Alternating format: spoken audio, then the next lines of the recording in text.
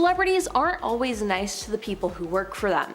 Don't believe me? Well, let's start off with Naomi Campbell. She is notoriously one of the most difficult celebrities to work with. She was one of 6 models of her generation declared supermodels by the fashion industry and the international press, and I think it's safe to say that this got to her head, and she thought that she could behave however she wanted. Back in 1998, Georgina Galanis filed a lawsuit claiming Naomi became physical with her while they were on a work trip in Canada. Amongst the shocking allegations Georgina brought to light, she alleged that Naomi grabbed her by the throat and even hit her with a phone. Along with that, in 2004, her maid claimed to have been slapped in the face. In 2005, her personal assistant alleged Naomi had smacked her around the head with a BlackBerry, while another associate accused her of coming over like Mike Tyson after they wore the same dress to an event. In 2006, she was arrested on suspicion of attacking her drugs counselor, while a former housekeeper sought damages and claimed that she was a violent super bigot. Now in 2007, she was sentenced to community service after assaulting her New York maid, who had required stitches after Naomi beat her around the head with a crystal encrusted phone when she couldn't find a certain pair of jeans. Yeah, that sounds absolutely horrible, and I have no idea why anyone would want to work for her. Then an online user spoke of their experience with Bruce Willis and said this: his movie Hostage was being filmed in several locations of Azusa Canyon. I was a member of a non-profit charity organization that had a sizable gated lot off the base of the canyon, and our location was perfect for many production crews as they could leave all their equipment safely stored overnight. The lot was rented quite often for that purpose. During filming, Mr. Willis would come and go through the lot, where his trailer was also located. Occasionally, a member of the organization would approach him to greet him or ask him for a quick pic, and each and every time without fail, Mr. Willis would stare the person down and quite often say something to them that included his obviously well-rehearsed F-bombs. One instance in particular, I was arriving with one of the senior members of the organization for an early morning meeting. We, after clearing the massive security detail to get into our own lot, parked the car and proceeded to walk towards the entrance of the building. Like any normal human being in a social situation, we wished good morning to the people that we happened to be passing. Honestly, I didn't even realize who it was until he turned his head in our direction and said, "F you." Yikes. On the website Quora, Emily Watford, who worked at the arena where JLo once performed, detailed how her niceness is so fake disgusting. Everything in her room had to be white. She made them close and sanitize the entire child playroom for only her kid or kids, whatever she has. And that isn't too bad. If you got the money to do that, then do it, she said. But Emily added what was bad, that a doorman looked at her and apparently she hates when staff look at her. So she started yelling at whoever about it in front of the doorman like he wasn't there. He said, "So much for Jenny from the block," as she got him fired. Now that's not all though, as according to HuffPost UK, the singer has reportedly banned staff from working on her new home from talking or making eye contact with her. And she allegedly gave these requirements for a new assistant. The person has to be graceful under pressure, have thick skin, and be resourceful in foreign countries. You'll be on call 24/7, you have to change diapers, work on little sleep, and cook if the butler is away. Now, according to several of JLo's former staff members, Jennifer earned herself the nickname Paylow because she paid her staff around 50% less than they could make elsewhere. Now she just treats people like trash and wants to be treated like a queen. Harold Ramis was directing the film Groundhog Day and Bill Murray was starring in it, although Bill was not behaving properly. Now Bill was so fed up with the studio and Harold that he would dodge phone calls, be late to shoots, and basically just blew them off. The communication between himself, the studio, and the director was so poor that they suggested Bill get an assistant to deal with all of that. So he hired a personal assistant who was profoundly deaf, did not have oral speech, only spoke American Sign Language, which Bill did not speak, nor did anyone else in the production, Harold told Entertainment Weekly. But Bill said, "Don't worry, I'm going to learn sign language," and I think it was so inconvenient that in a couple weeks he gave that up. That's anti-communication, you know, let's not talk. shock. Yeah, now that's just insane for everyone involved, and that poor assistant. They probably had no idea what was going on. Now we all know in 2022, Amber Heard had a defamation trial with her ex-husband Johnny Depp. As part of that trial, her former assistant Kate James testified, and she worked for Amber from 2012 to 2015. Now in her testimony, she made some pretty shocking allegations about what working for her was really like. Kate claimed in court that Amber would often scream at her and allegedly use illegal substances. She also accused Amber of spitting in her face during her employment, but that was hardly the first time Kate made some dark allegations about her former employer. You see, 2 years earlier, she spoke out against Amber in another trial, this time when Johnny Depp took on the British tabloid The Sun over an op-ed piece Amber had written for the outlet. Now that time, Variety reported that Kate accused Amber of sending her rude and hurtful messages early in the morning on more than one occasion. She also claimed that Amber took her personal story of being an SA survivor and used it as her own. Now Amber had a different version of this story though, as when she took the stand, she spoke out against Kate's allegations and overall character, as she told the court that her former assistant was not easy to work with. Kate's behavior was horrible, she stated. Now, per NBC News, Graham Chase Robinson accused Robert De Niro of allegedly touching her without her permission and making lewd comments while in her presence. Not only that, but Graham said she was asked to do tasks that she wasn't expecting while working for the actor, including household chores and even scratching him on the back. Now, as for what Robert had to say about the allegations, he made it pretty clear he wasn't going to co-sign on his former assistant's take of events, with his lawyers telling Us Weekly, the allegations made by Graham Chase Robinson against Robert De Niro are beyond absurd. But that wasn't the only drama in this situation, as Graham's allegations came as a part in a countersuit. Robert's Canal Productions had actually filed a lawsuit against Graham that same year, accusing her of not doing her job properly. Now the company alleged that she had a tendency to buy things using her company card, and also supposedly enjoyed watching TV while she was supposed to be working. Now Robert also speculated, per TMZ, that Graham had only made her allegations in retaliation for the initial lawsuit. Now, in recent years, BuzzFeed News spoke to former employees on the Ellen DeGeneres show, all who remained anonymous. They said they were fired after taking medical leave or bereavement days to attend family funerals. One employee, who claims that she was fed up with comments about her race, essentially walked off the job, and honestly, good for her. Others said they were instructed by their direct managers to not speak to Ellen if they saw her around the office. Now most of the former employees blamed executive producers and other senior managers for the day-to-day toxicity, but one former employee said that ultimately it's Ellen's name on the show and she really needs to take more responsibility for the workplace environment. Now if she wants to have her own show and have her name on the show title, she needs to be more involved in what's going on, one former employee said. It's also said that Ellen only appears to be bubbly and down to earth on camera, but backstage she is demanding and rude to her staff. In fact, the same anonymous source revealed that after hours, staffers get together and talk about Queen Ellen. A few had even quit because of her behavior. And what is Ellen's behavior to her staff, you may ask? Well, apparently she explodes at staffers over the tiniest things. Yeah, Ellen doesn't sound like a fun person to work for. And finally, in 2012, Lady Gaga's assistant Jennifer O'Neill brought a lawsuit against her that claimed that the singer owed her roughly $390,000 for more than 7,000 hours of overtime. During her 13-month stint as the singer's helper, Jennifer said she was expected to be on call 24/7, wake the star up, and even make sure she had a towel waiting after a shower. She added that the two frequently slept in the same bed because Jennifer never had her own hotel room while on tour and was required to address Gaga's needs throughout the night. Now that is just wrong. The Daily Mail also revealed that during a videotaped deposition, Gaga was quoted as saying, "Jennifer is an effing hood rat who is suing me for money that she didn't earn." Jennifer Lopez is notorious for her diva demands. No white flowers in her dressing room, fresh blooms daily, and a strict no eye contact rule for her staff. But just how far does her need for control go? Is it perfectionism or something more unsettling? Jennifer Lopez is known for her high standards and demand for perfection, both on and off the stage. One of JLo's more famous demands involves flowers. Specifically, she insists no white or cream flowers be in her dressing room. She prefers only colorful flowers to enhance the mood of her environment. She also requests fresh flowers every day, and if they aren't up to her standard, they're replaced. If that wasn't enough, she also has a no eye contact rule. Some sources claim that concert crew members are instructed to avoid looking at her directly.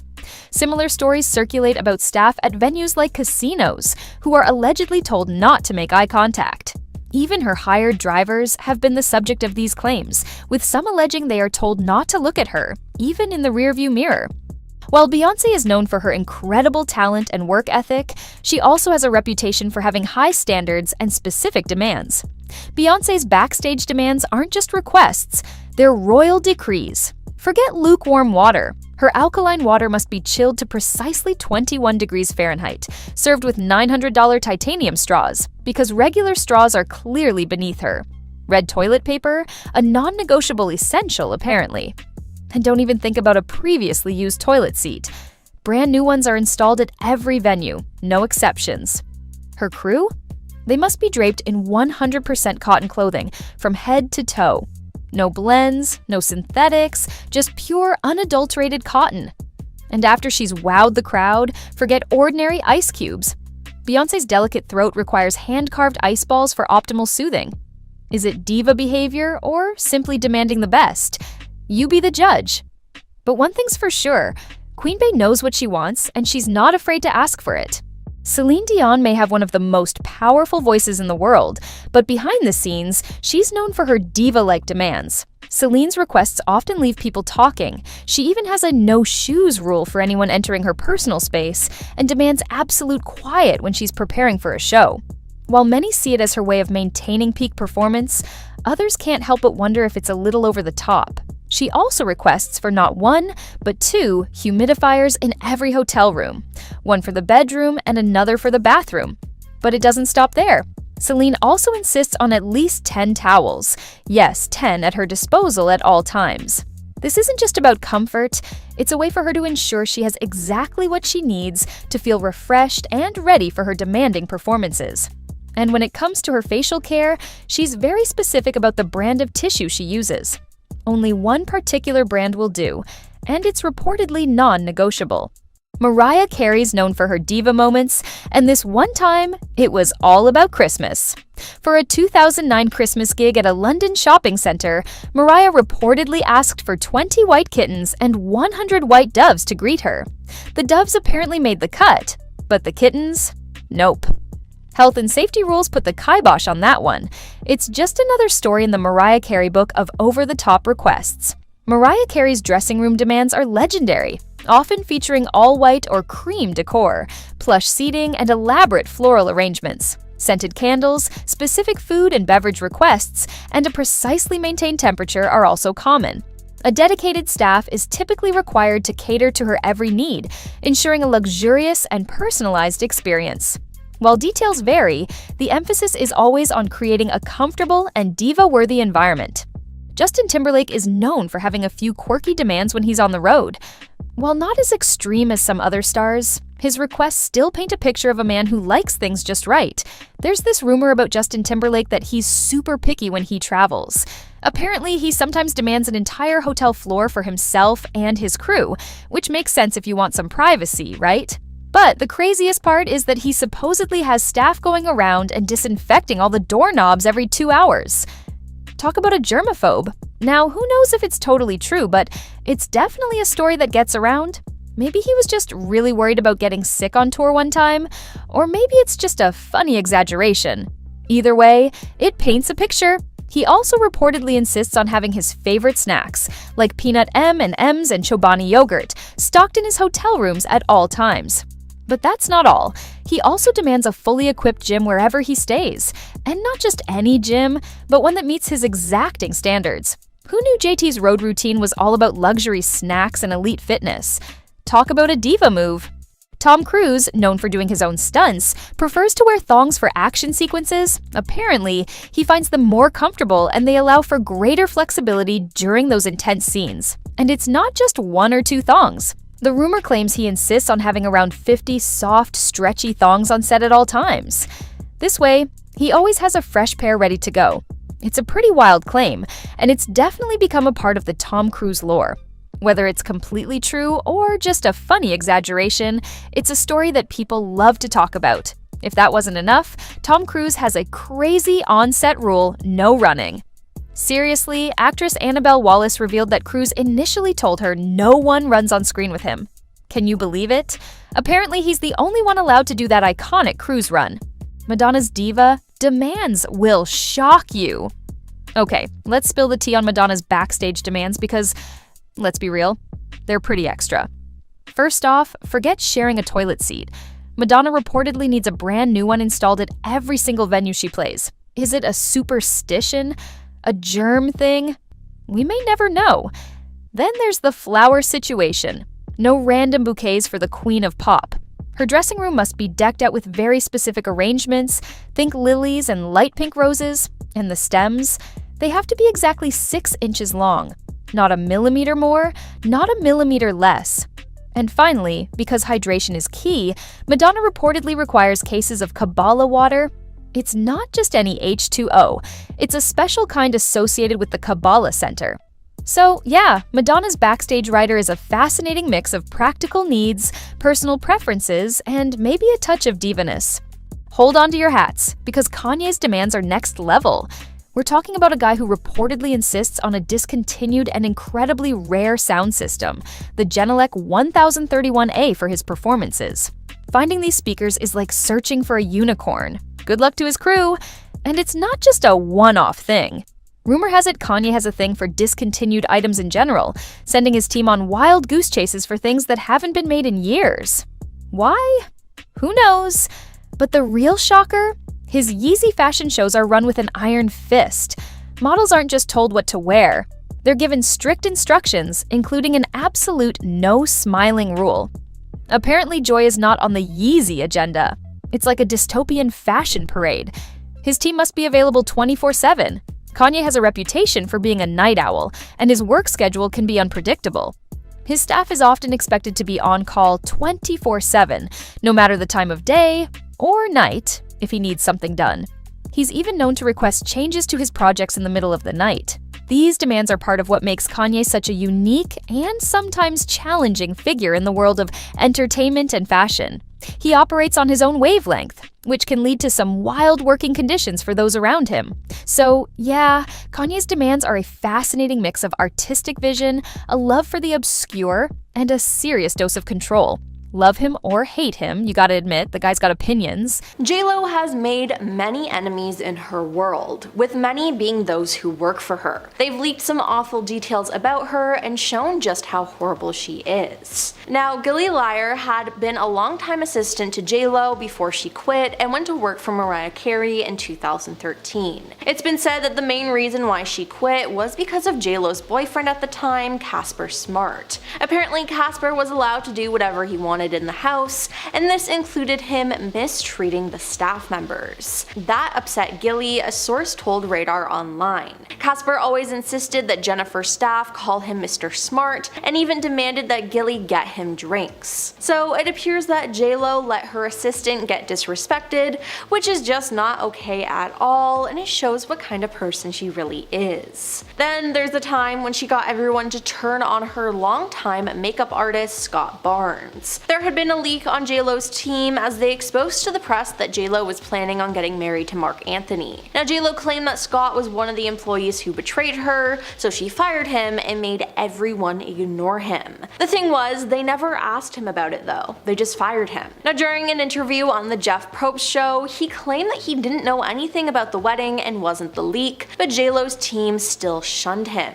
Scott said, "Nobody would talk to me, it was like I had the plague." Then, when the truth came out that Scott did not leak the news or even know about the wedding ahead of time, he received a phone call from Jen, who Scott claimed said the following. It was like, "Hey, it was a big misunderstanding, you know we have a lot of stuff coming up and I really miss you, so let's just get back to work." Although Scott was very gracious about the whole thing, it appears that J.Lo did not apologize to him, and it's just crazy to me that he went back working for her and that no one put a stop to her behavior. Now, near the end of last year, year, Elon Musk was speaking on the Joe Rogan Experience when he began talking about J-Lo's criticism of the recently elected president and his remarks about Puerto Ricans. Elon then brought up J-Lo's personal history with Diddy as she dated him from 1999 to 2001. He said J-Lo was like his ex-girlfriend and now all of a sudden she's warning people about this person, but how many people did she warn about Diddy? Oh, 0. Maybe we shouldn't trust her opinion. He added people in the music industry had to know that Diddy was doing these things. Where's that accountability? They had to know. Now, Ojani Noah, J-Lo's ex-husband, claimed that she was involved in Diddy's freak-offs that came up in his federal indictment. I'm not on the list, Ojani wrote on Instagram. To those people and media outlets asking if I ever went or participated in that piece of Diddy's freak-off parties, no and no, never. But my ex-wife, Jennifer Lopez, aka J-Lo, did. Ask her. But in a shocking turn of events, one of her past assistants has come to her defense. Thea D'Souza, who worked with J-Lo on the 2002 film Made in Manhattan, posted a statement on Threads that said, "If you knew Jennifer Lopez, if you ever worked with her like I did, or if you were close with people who are like family to her like I am, you would know she did not have any idea about Diddy. She barely drinks, she's not a partier, she isn't a good time girl, she's a workaholic who uplifts women, and who was charmed by him for a brief time in her life." Now, Thea emphasized that J-Lo does not deserve to be conflated with Diddy's shocking and criminal misdeeds. So, Thea claims that J-Lo is innocent in all of this, but she's the only one who's spoken out. You see, J-Lo is refusing to speak about her ex Diddy. She walked out of an autograph signing at AFI Fest 2024 when someone in the crowd asked her if she had any comments about Diddy and the allegations. The US Mirror tabloid reported that the singer left immediately, despite fans' pleas that she stay. And don't expect her to say anything. In May, after video footage of Diddy hurting his ex-girlfriend Cassie Ventura was brought to light, J-Lo stayed silent. Now, many of Diddy's other exes have spoken out against him, but not J-Lo. Though tabloid sources claim that the Cassie footage disgusted her, J-Lo was silent on the subject and has stayed that way. Sources are saying that Jen is not going to address the accusations or take time to talk about them because it's not her story to tell. If an interviewer brought it up, she would cross that path as and when it happens, but she won't address it publicly and will not put herself in that conversation on purpose. Then there was the fact when J-Lo and Marc Anthony's twins needed nannies, J-Lo gave them a grueling schedule. Now, normally people who make a lot of money, like J-Lo for example, have numerous people who help them with everyday tasks, especially childcare, as it can be so difficult. But Jennifer expected one nanny not only to take care of both twins, but to work 16-hour days, 7 days a week, as an insider told the National Enquirer. Now, unsurprisingly, the first nanny she hired left after just a week of working for her. They hired her second nanny, who was wonderful with the twins, but she couldn't take working such long hours without a break, a source said. So then she quit after just a week as well. And yeah, I don't blame them for quitting. I mean, that schedule is just unreasonable. Then in 2022, a girl named Kyla posted a TikTok saying that her dad worked for a company that J-Lo would hire for drivers. But apparently he heard so many bad stories about the star that he never wanted to be her driver. It said that J-Lo does not allow her drivers to look or talk to her. She's also so strict that if the driver looks through the rearview mirror and makes eye contact with her, she will freak out. Not to mention that she has a crazy rule that her luggage cannot touch the ground. Now, it appears that this story is real though, because one of J-Lo's former drivers sued her. Hakab Menokian claims he started driving for J-Lo and Marc Anthony in 2005. He said that the three of them had such a great bond that they convinced him to shut down his company and work exclusively as J-Lo's personal head of security and transportation. He claimed that J-Lo agreed to pay him more than $200,000 per year, but things went downhill in 2011. This is when Hakab claims he was forced to spend time with J-Lo's manager, Benny Medina. He claims that Benny hated him and even found a way to convince J-Lo to demote him, taking away his security responsibilities and making him J-Lo's LA driver, and that was it. Now, he says that he was basically forced to resign and then sued J-Lo and Benny for unspecified damages. J-Lo then countersued him for extortion, but her suit was dismissed in December 2012. Now, the two eventually settled on undisclosed terms, but that honestly just sounds like a horrible situation. And finally, one of JLo's backup singers, Julia Wang, posted on TikTok how horrible it was to work with the star. She said she was so mean to her backup singers. If you were pretty or if you were Latina, like, game over, she hated you. Julia also said that JLo refused to talk or even look at any of the singers during their rehearsals, except for an occasional eye roll or scoff, which is just crazy. She acted like a bully. Can you imagine spending time with someone working in a closed setting every single day for months, and this person never even acknowledging you or acting like you exist? She asked. And honestly, no, I can't. That sounds like a horrible work environment. Now, she also shared that JLo changes the way she acts when there are men present, and Julia added that she only treats the women poorly because she views them as competition. It seems like if you have anything to do with JLo, it would just be horrible. JLo, who has famously declared, "Don't be fooled by the rocks that I got, I'm still Jenny from the block," has weathered tales of her alleged snobbery for years. In just one instance reported by the Daily Star, when contractors were hired for a job that could take up to a year on JLo's old house, those contractors were reportedly informed that they were not to communicate directly with the international star. A source told the tabloids that she has made it clear that if any of the contractors, drivers, or domestic help make eye contact or speak to her, she will not be impressed. JLo's supposed superficial superstar antics apparently extend to service workers who just aren't directly in her employ, but who have the unfortunate one-time experience of being snubbed by her. A source said she doesn't speak to salespeople, she doesn't speak to restaurant people, she doesn't speak to hotel staff, flight attendants, she only talks through her assistants. A United Airlines flight attendant backed up this claim, sharing a similar experience with the singer. "I just said, 'What can I get you to drink?' But Jennifer refused to even acknowledge them." They added that she turned her head away and told her personal assistant, "Please tell him I'd like a Diet Coke and lime." She wouldn't even look at me. Now, according to the sources I found, Jennifer has an extreme thing about people looking at her, other than when she's on stage. Then everybody's gotta look at her. Otherwise, if small, unimportant people look at her, and God forbid, open their little unimportant mouths to speak to her holiness, she does whatever she can to retaliate. If they're servers or anyone she can get fired, she gets them fired. In 2013, JLo's morals came into question when it was reported that she earned in the neighborhood of $10 million performing for shady dictators, at least according to news outlets. Also, apparently, the Human Rights Foundation and a lot of folks were very critical of JLo's decision to put on a private performance in Turkmenistan for the president at the time, whose government allegedly restricted free speech and imprisoned those who spoke against the nation's alleged corruption. JLo's then publicist Mark Young issued a response, however, and the statement made JLo's team appear really ill-informed. They said this was not a government-sponsored event or political in nature. The event was vetted by her reps. Had there been knowledge of human rights issues of any kind, Jennifer would not have attended. Well, that statement probably didn't go over well, considering how Human Rights Watch's Rachel Denber, Deputy Director for Europe and Central Asia Division, explained that JLo's team didn't have to dig deep for information that would have revealed the controversy surrounding the whole presidential leadership corruption stuff. It was something even JLo herself could have discovered. Denber literally said, "Just do a few Google clicks, look up the human rights record, it's right there, it's easy to find." Well, 2 months after the backlash, Young was fired from JLo's team. With the whole fiasco going boom in everybody's face, was it possible Young eventually took the fall for what appeared to be some blame shifting after the fact? I think so. Forbes credits makeup artist Scott Barnes with creating the signature technique that became Lopez's iconic glow, which in turn became the preferred look of the era in the early 2000s.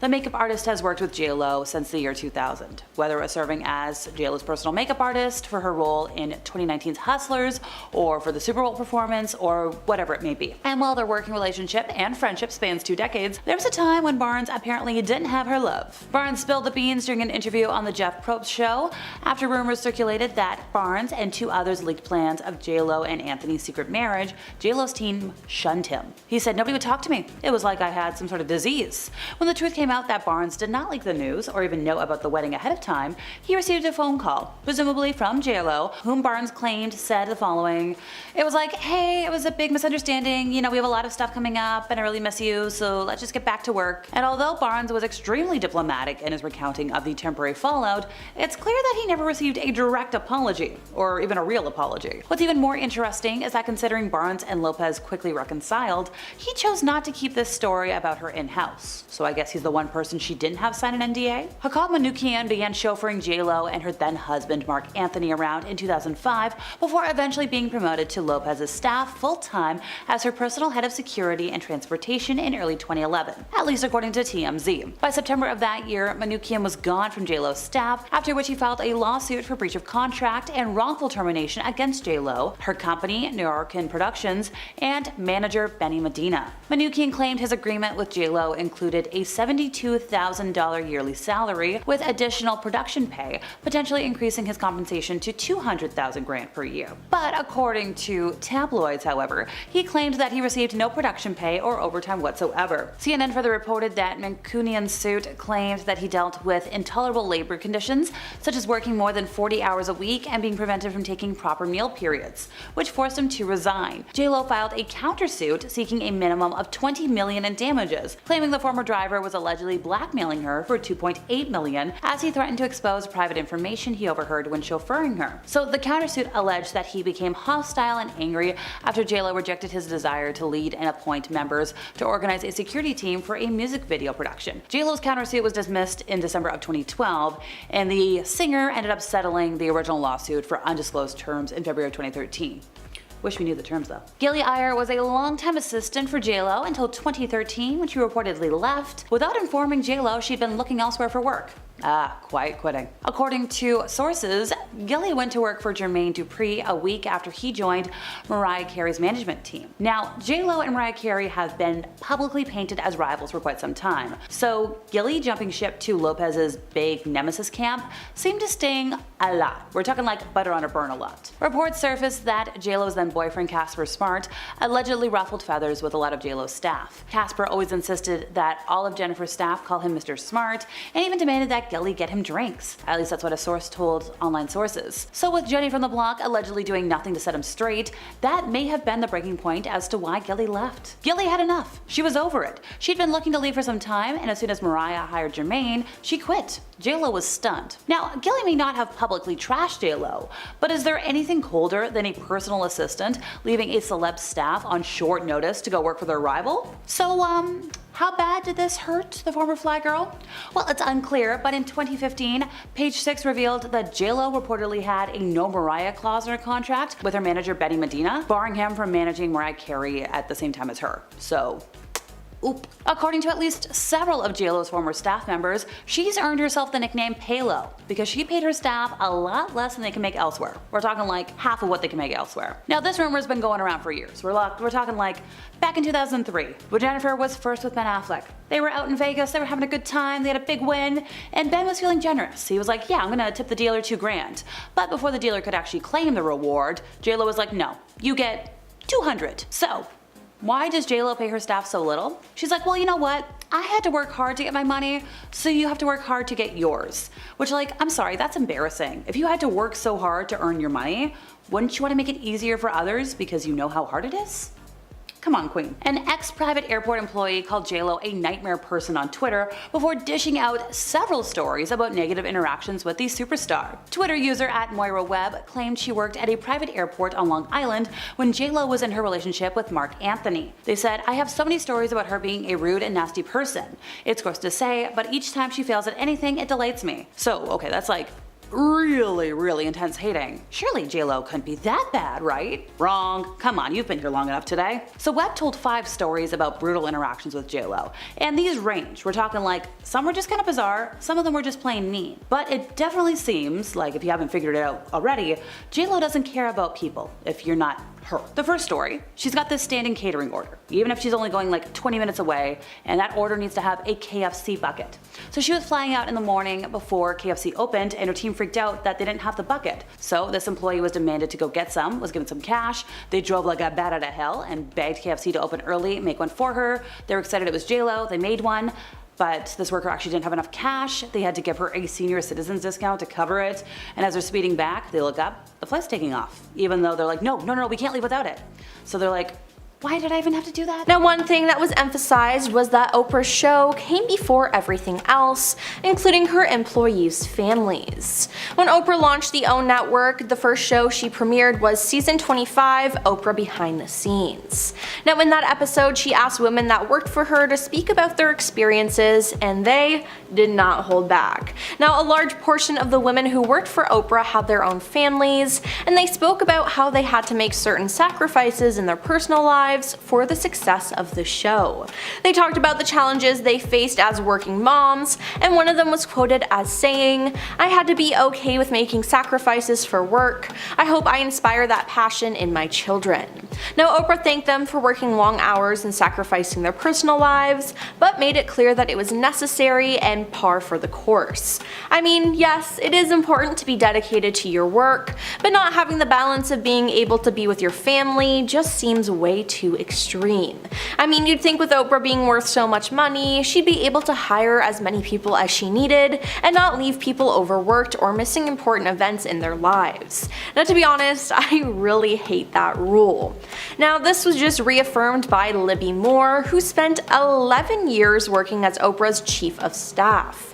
"I hit the job jackpot," she told Women's Agenda from her New York base. "It was like winning a grand slam. It was extraordinary, and even now, 5.5 years after leaving, it's actually hard to articulate because it was so massive," she said. Now, to say that the job was consuming was a vast understatement. An average day saw Libby arrive for work between 6:30 and 7 a.m. and leave between 10 to 11 p.m.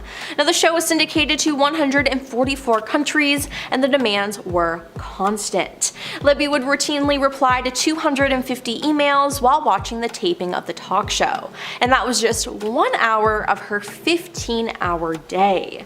"I got to take care of her so that she could do what she did best. It was my pleasure to support her in that way," Libby explained. As far as pressure goes, the highs were super high and the lows were super low.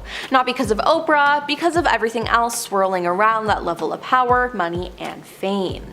"I wasn't very good at balancing my life. As amazing as the job was and the friendship that Oprah and I had, my personal life was really suffering. I had 3 long-term relationships while I was in that job," she says.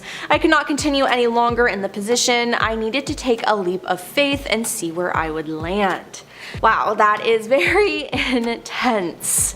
Then there's also the fact that Oprah makes everyone sign NDAs. Now, this isn't too surprising, but most NDAs are for a limited time. Hers though, well, her staff must sign lifetime agreements. In the year 2000, Oprah defended the restrictive gag order for employees, saying, "I have to function in an environment where I feel I could trust my employees." Now, honestly, this just feels extreme, but it seems like they take this quite seriously, as Elizabeth Cody, a former producer for Harpo Productions, wanted to write a tell-all book about her experiences, but she was unable to. Now, the whole thing went through court, but Oprah had a strong team. Now, in addition to having NDAs that keep her safe, she also has the best security team.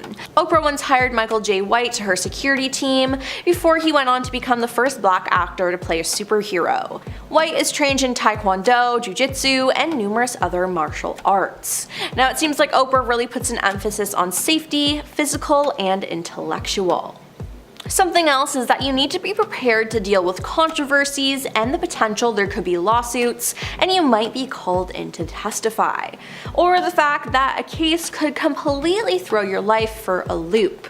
You see, in the spring of 1996, according to CBS News, the United Kingdom experienced an outbreak of mad cow disease. Per the FDA, the disease destroys cows' central nervous system, and if humans eat infected beef, they can contact a deadly variant. Now, during the mad cow scare, the Oprah Winfrey Show booked Howard Lehman, and the former cattle rancher had adopted a vegetarian lifestyle and went to work for the Humane Society's Eating with Conscious Animal Welfare campaign, and he appeared on the show to discuss the threat of mad cow to Americans. Now, he pointed out that feeding the remains of mad cow infected cattle to other animals could have facilitated the spread, and that such practices were common in the US. Now, Oprah was left stunned by this. Now, with Oprah's influence, right after the episode episode aired, beef prices plummeted for almost 2 weeks, hitting a 10-year low. Now, as a result, a group of Texas cattle ranchers sued Oprah for $10.3 million, alleging that her remarks caused undue harm to the entire beef industry. Now, one Texas rancher, Paul Engler, lost an estimated $6.7 million and organized a class action libel lawsuit against Oprah and her show's producers for besmirching American beef. Now, after a 6-week trial in Texas, she won, but I mean, just imagine having to go through all of that. Now, this wasn't a rule for her staff, but for who was paying them. The first year of her talk show, Oprah gave her staff members rolls of toilet paper. Now, in an interview with The Hollywood Reporter, Oprah said she put a special message in the rolls back in 1986. Now, this came in the wake of management refusing to give the staff raises. They said, direct quote, "Why do they need more money? They're a bunch of girls." I said, well, it's a bunch of girls who are now doing a national show. And they said they're in the same room with the same desks in the same office on the same street. They don't need any more money, recalled Oprah. So if management wasn't going to help, Oprah decided that she would find a way to reward her employees. So that first year, I gave everyone bonuses. I had a big dinner, and my idea of being creative was to have $10,000 rolled up into toilet paper rolls at the dinner as gifts because I couldn't get my management to pay them, she revealed. Then I went to management and said, if you don't pay them, I'm not going to work. By the next year, it was like, I'm not going to keep paying them. I shouldn't have to pay everybody out of my salary. That informed me that if I ever get my own business, I'm going to pay people well, she said. Now, it's actually really good that she did this and created a change, especially for the times. And Oprah also makes sure that all of her staff are acting appropriately. You see, the Oprah Winfrey Leadership Academy for Girls opened in Johannesburg in 2007. This was one of Oprah's passion products, as she founded it with $40 million of her own money, and she even hand-selected the 152 students who attended. But less than a year after the school opened, 6 of the 152 students who had been personally selected came forward to accuse dorm matron Virginia Tiny MacGobo of mistreating them. Virginia pleaded not guilty, and her trial was ongoing. She was arrested in November 2007 and released on bail, where she faced 14 different charges. "It has shaken me to my core," Oprah said, of returning to South Africa with a team of private detectives to investigate the allegations and personally speak with the girls. "This has been one of the most devastating, if not the most devastating, experiences in my life," she said. Now, in the end, Oprah fired all the matrons no matter what, and following the first trial, she was then sued by the headmistress of the school for defamation. She alleged that Oprah defamed her by implying she was covering up the mistreatment going on at the school. However, this case was later settled outside of court before the arranged trial, according to CNN. Lady Gaga's former assistant Jennifer O'Neill claimed that she was owed payment for 7,168 hours of overtime, and claimed that she was responsible for ensuring the promptness of a towel following a shower and serving as a personal alarm clock for the singer so she could keep up with her hectic schedule. She also alleged that Gaga expected her to be at her service from the earliest waking hours and wanted her duties to extend to stadiums, private jets, fine hotel suites, yachts, ferries, trains, and tour buses. Now, she also alleged that the schedule meant she was unable to take breaks or even at times sleep. In her testimony, though, Gaga said that Jennifer is an effing hood rat who is suing me for money she didn't earn, she said. She thinks she's just like the queen of the universe, and you know what? She didn't want to be a slave to one, because in my work and what I do, I'm the queen of the universe every day. Gaga then claimed that her assistant hadn't appreciated the perks of her job, stating she slept in Egyptian cotton sheets every night in 5-star hotels, on private planes, eating caviar, partying with photographer Terry Richardson all night, wearing my clothes, asking YSL to send her free shoes without my permission. It is like such an amazing luxury that I get to travel around the world and have planes, and she doesn't even see what luxury is. Now, in Hollywood, Sharon Stone is known for the terrible ways that she treats her staff. Doctors ordered Angelica Castillo, one of Sharon's former employees, to undertake a brief period of bed rest, but Sharon denied her request and told her that she would have to come into work that that day. Then when Angelica mentioned that she was still in pain 4 months later, the actress allegedly called her crazy and stupid. Now another employee, Erlinda Ellman, who was Sharon's nanny, spoke out about being fired in February 2011 after Sharon reportedly discovered she had wrongly been paid overtime. Erlinda alleged that Sharon made a number of disparaging comments about Filipinos, including calling them stupid people. Sharon shamed Erlinda for frequently attending church and on one occasion forbade her from reading the Bible in her own room. Now Sharon also ordered her not to speak to her 3 kids because she did not want them to talk like her. Then Holly Ann Hartman was Taryn Manning's assistant as well as her makeup artist. Holly Ann alleged though that she was physically attacked by the star. She even claimed that she'd been choked by Taryn during one particular altercation. Taryn was then ordered to stay away from Holly Ann after the allegations came to light, while the former's attorney said in a statement, they had a late night argument that turned into a bit of a physical altercation. Now Holly Ann, who had been close friends with Taryn for a number of years before the altercation, made the decision to forgive the actor for the attack, and because of their close relationship, didn't want to see her prosecuted. As a result, Taryn was ordered to carry out just 1 day of community service following the incident, and was told by the judge that she had to stay out of trouble for 6 months to avoid a more severe punishment. But yeah, that doesn't seem too nice to me. Now, Anna Wintour has served as editor-in-chief of Vogue since 1988. She has become an important figure in much of the fashion world, praised for her eye-emerging fashion trends, but there's also another side to her. Her reportedly aloof and demanding personality has earned her the nickname Nuclear Wintour. Now, ever heard of the film The Devil Wears Prada? Yeah, that was based on an assistant's experience with Anna. Miranda Priestley is the main character in the story, and she is a monster to her assistants. Miranda is ruthless, demanding, and doesn't understand that her staff members have lives of their own. Now she doesn't get close to anybody and expects her assistants to be there for her day and night. Now interestingly enough, no one in the fashion industry has come out to dispute these claims about Anna, and when asked about the novel, Anna simply stated, "I always enjoy a great piece of fiction." Yikes. Mariah Carey is known to be a diva, but her former assistant, Yesler Oliver, revealed the full extent of Mariah's controlling behavior when she filed a lawsuit against the singer in 2014. And some of the details will astonish you, they are just crazy. Now she testified that Mariah had her work 16-hour days, 7 days a week. Not only that, but she wasn't paid any overtime for her efforts and even had to forego meal breaks. She put up with this for 7 years, but eventually quit in March 2007 and decided to get some compensation for her abysmal treatment. Her lawyer explained, "My client put her family's life on hold while tending to Mariah Carey's family, and Mariah repaid her by underpaying her." Now unfortunately, it's unclear whether or not she actually received any money from the lawsuit, but the treatment was horrible.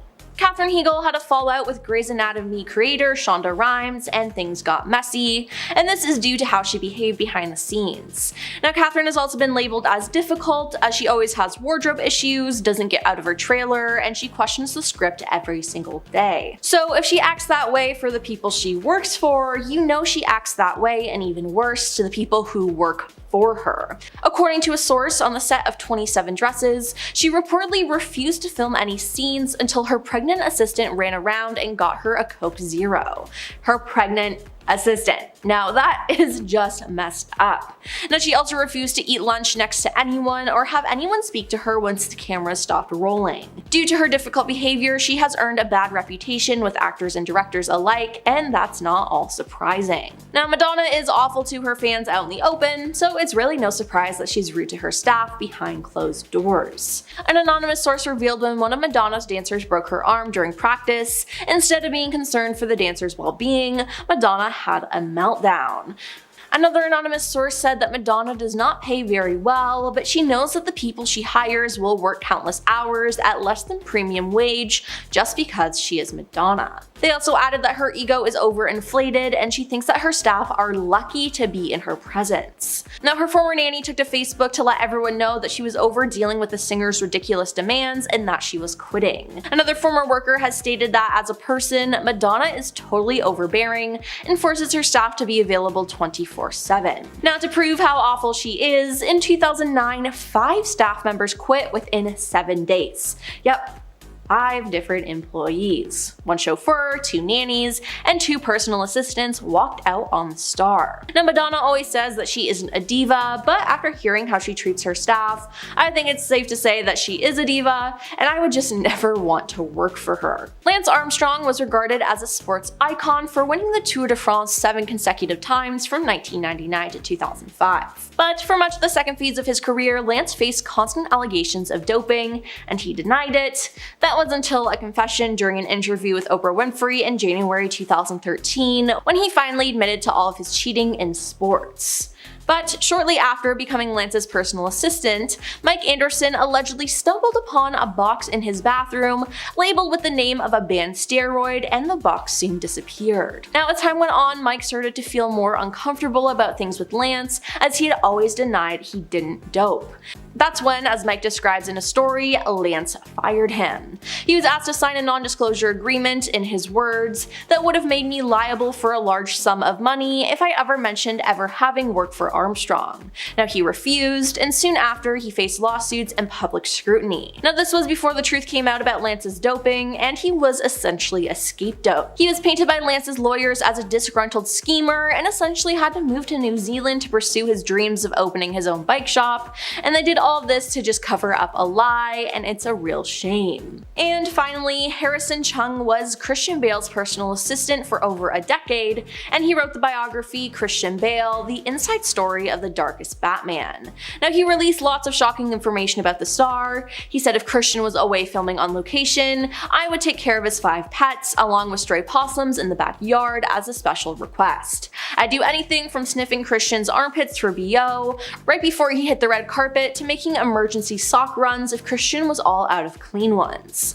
Sometimes duties were as exciting as traveling to film festivals, and as dull as watching Christian surf in case something needed to be done on shore. Now he also said that Christian is often awful when fans approach him, as he'd reportedly lecture little girls about being rude and intrusive until tears streamed down their faces and their parents took them away from our table. Now Harrison even told the Daily Mail, "My therapist would describe my condition as post-traumatic stress disorder, and it really seems like it after having to deal with all that stuff." At number 10, Mariah Carey. Mariah Carey isn't the nicest person ever. We already know this. She's had run-ins with the paparazzi, which have not gone over well. She's had some bad relationships with others. She's known for being something of a diva. The theme here is that Mariah doesn't really treat people with the respect that they deserve, and this is probably why she's been sued for this kind of thing before. There was a lawsuit from one of Mariah's former assistants that claimed that the singer peed on her, ridiculed her body, and called her some pretty rude names. Her former assistant said that she was hired by the singer to be on call 24/7 and assisted both Mariah and her manager. Though she was paid a salary of $250,000 a year, this wage couldn't cover up the torment that she sustained from Mariah. But her case wasn't the only one up against the singer at the time. While this case was being disputed, Mariah had just settled one with her former manager, which cited breach of contract, harassment, and unpaid wages. It seems like though she pays her people well, she doesn't treat them as well as she should. Many other employees have had similar horror stories, which just shows that maybe working for the Queen of Christmas isn't as holly jolly as you might think. And at number 9, Christian Bale. Christian Bale is definitely the person I would want to work for the least, because he uses intimidation and threats of physical harm towards his assistants. One of his former assistants had such a bad experience working for the star, he actually wrote a whole book exposing him. The book's called Christian Bale: The Inside Story of the Darkest Batman. It was an inside look into the negative experiences the assistant witnessed while working for him. Apparently one time fans approached Bale for an autograph, but they ended up running away crying because of how mean he was. Another time Bale got fan mail sent to his home, and Bale told the assistant that the fan should be quote eliminated, adding quote a screwdriver thrust through the eyeball into the brain prevents any screaming. Let me know how it goes. Things were so bad the assistant was diagnosed with PTSD afterwards. At number 8, Naomi Campbell. Supermodel Naomi Campbell has been in the fashion industry for over 30 years. Over this time, she's had her fair share of scandals and feuds which have painted Naomi as the industry's mean girl. She's known for having had violent outbursts, and Naomi has been accused of being violent on 11 occasions and has been convicted of harming others 4 times. Some of the reported violent incidents include the model physically harming her assistant, grabbing her by the throat and beating her with a phone, harming another assistant and allegedly holding her hostage, throwing her phone at a housekeeper, and other accounts of emotional and physical distress. Out of these incidents, the model has been sued on on multiple occasions, and they all mostly just settled out of court, but she was required to take an anger management class on top of all of her payouts. There's been some things that have been covered up, but luckily these days Naomi doesn't seem to be harming others like she used to and has moved on from this dark time. And at number 7, Kim Kardashian. Kim Kardashian was sued by 7 former staff members in May of this year. The employees claimed that they were not paid enough or given breaks while employed at her California home. The lawsuit claimed that the staff never received pay stubs and weren't paid on a regular basis. They also were not given any breaks for meals or rest, and they weren't paid for all the hours they worked, along with other issues regarding compensation. But Kim claimed this was not true and that she was not responsible for paying these employees. Apparently they worked for another company and were paid through this third party. Kim's spokesperson said, quote, "Kim is not party to the agreement made between the vendor and their workers. Therefore, she is not responsible for how the vendor manages their business." At number 6, Marilyn Manson. This year, a lot of dark information came out about singer Marilyn Manson. Multiple women came forward recounting their awful experiences with Manson, saying that the singer had harmed them severely. Some celebrities were part of the group of people who spoke out against the singer, but on top of that, one of Marilyn's assistants has also spoken out against the singer and even filed a lawsuit against him for having endured so much while working for him. The singer's assistant claimed that he had tried to kiss her, touch her inappropriately, and even made her work 48 hours straight. It was also claimed that Manson lured his assistant into working for him with promises of, quote, "artistic collaborations and creative opportunities."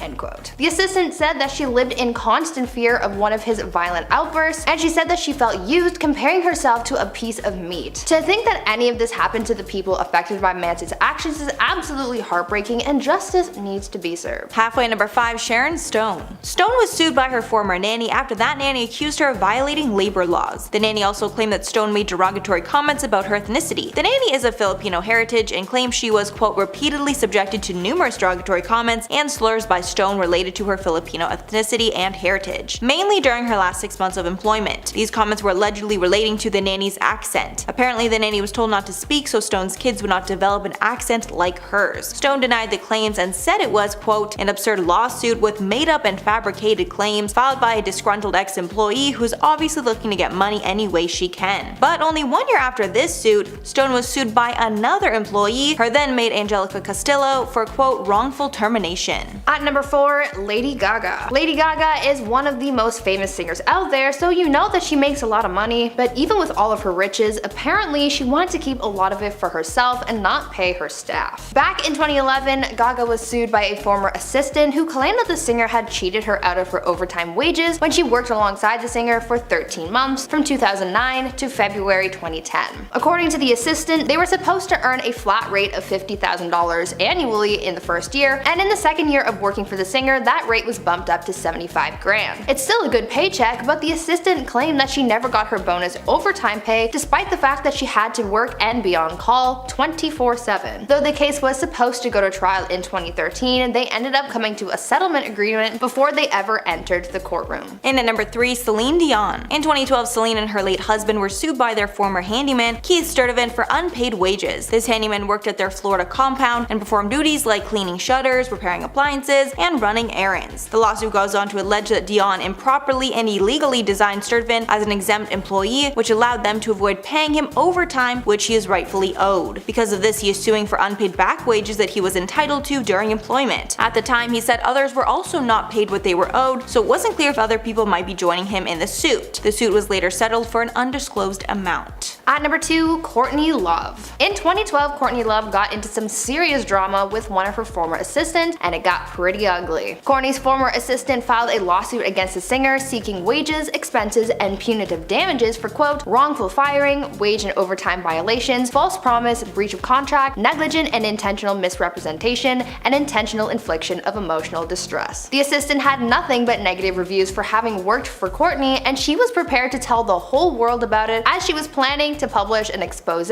about her time with Courtney. In a copy of the book Proposal, this expose promised all kinds of inside knowledge about the celebrity, including details about how she is a, quote, "alleged hoarder, media manipulator, and drug user," end quote. Nothing ever came of this book, I don't think, and I'm not quite sure what happened with the rest of the case, but I for one would have loved to know what this assistant had to say, because I have a feeling it would have been very juicy. And finally at number 1, Charlie Sheen. Back in 2015, Charlie Sheen Sheen was sued for $1 million by a former staff member named Keith Fitzgerald. When Fitzgerald was originally hired in 2013, he was offered a 3-year contract with a salary of $300,000, medical benefits, and 20% incentive bonus as well. He was supposed to work for 3 years but was fired after only 5 months. Because of this inconsistency, the staff member sued for premature termination. Allegedly, Sheen didn't pay for any of his work either. The lawsuit said in part, quote, Fitzgerald's employment relationship was prematurely terminated after approximately 5 months without any explanation. Fitzgerald received no compensation whatsoever for any of the services he performed for Charlie Sheen at any time whatsoever. Sheen denied the claims and called the whole thing bogus, but the suit was later settled for an undisclosed amount.